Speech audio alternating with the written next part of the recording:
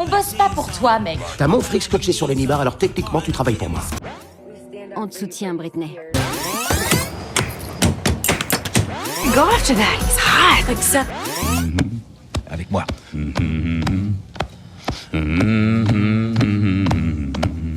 Salut à tous. Je sais pas si vous avez remarqué, mais plus de la moitié des sketchs de stand-up commencent par je sais pas si vous avez remarqué. Comment ça marche ce truc? Ce truc, c'est l'humour. Prime Video nous propose une sorte de petit cours accéléré d'humour à usage de public large avec ses sorties d'avril. La première question à se poser avant de monter sur scène, c'est est-ce que j'ai les de faire ça? Si vous vous sentez comme Andrea Herrera dans Station 19, la série préquelle à Grey's Anatomy qui se passe dans une caserne de pompiers, au lieu de l'humour s'il en est, vous pouvez vous lancer. Mais là, les ennuis commencent. D'abord, il faut soigner votre look. Là, vous avez plusieurs écoles. Soit comme DiCaprio dans Le Loup de Wall Street, vous mettez vos habits de lumière pour livrer votre meilleure imitation de courte manche. Ceux qui regardaient Antenne 2 savent. Soit vous vous dites que les gens doivent se moquer de vos fringues et vous mettez un bandeau rigolo sur la tête. Comme ce type dans le documentaire Framing Britney Spears, qui évoque la carrière de Britney.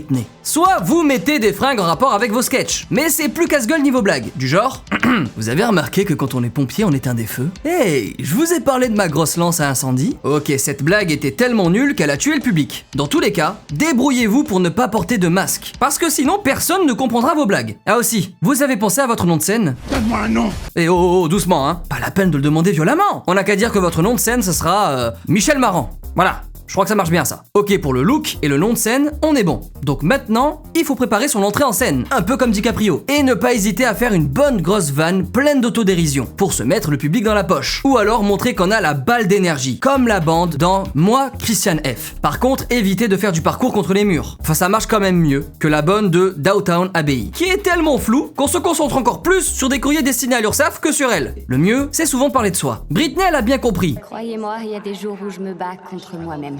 Si vous avez une spécialité, faut l'évoquer. Même si ça peut être un peu niche. La finance, c'est vendre, acheter... Non, ça n'a rien à voir, la finance c'est du baratin, du bluff. Voire très niche. Je m'appelle Jasmine, j'ai 28 ans et je suis un scorpion du New Jersey. Voire allez, très niche. Bon, il faut que ça parle aux gens, quand même. Nous avons embarqué sur la Valonne pour une destination Athènes. Dans tous les cas, évitez de faire des blagues en allemand si personne ne parle allemand dans la salle. Schon ein trauriger Ort, weil ja keiner bleiben will. Bon, si vraiment au pire vous n'avez rien, vous pouvez piquer des blagues à d'autres. Ils m'ont tout pris. Mais posez-vous une question d'abord. Est-ce que ceci était légal? Sinon, au pire du pire, chantez des chansons. Tout le monde aime les chansons.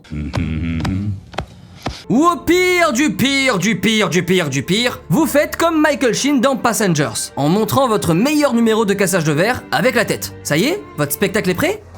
Plus qu'à choisir votre salle. Parks and Recreation vous propose 3 exemples d'endroits où ne pas jouer votre spectacle. Autre contre-exemple dans Moi, Christian F. Le métro. Ne faites pas de spectacle d'humour dans le métro. Par pitié. En revanche, un lieu comme ça, c'est pas mal. Mais faut aussi bosser la scéno. Pour ses lumières, c'est important les lumières. Il y a 2 écoles. Dans Downtown Abbey, ils prennent ça super au sérieux. Mais ils tamisent les mecs. Alors que John Kelly, lui, il aime quand ça pète niveau éclairage. N'hésitez pas à nous dire ce que vous pensez des ampoules basse consommation en commentaire. Oh là là, on va se faire un super débat. Et voilà, plus qu'à réunir du public et éventuellement une première partie avec des majorettes. Et zébardi! Ouais, bon, stop. Je me suis peut-être un peu emballé. Vous avez raison. Parce que vous me direz, pourquoi est-ce que vous voulez vous lancer dans le stand-up alors que vous avez déjà votre boulot de community manager dans une boîte de slip connectée à faire tous les jours? Pour une femme lucide qui n'a pas arrêté de travailler, ça n'a aucun sens. Ouais, vous avez raison. LOL, c'est une émission avec plein de comédiens aussi divers qu'Inès Reg, Gérard Jugnot, Fadili Camara ou Bérangère Krief ou encore quelques gens